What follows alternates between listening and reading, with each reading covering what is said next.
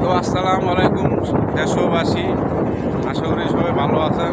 সবার ভালো থাকারও কথা না, কারণ আমাদের যে ছাত্র আন্দোলন চলতেছে এই মুহূর্তে ইন্টারনেট, ফেসবুক, হোয়াটসঅ্যাপ, ওয়াইফাই সব কিছু বন্ধ করে দিয়ে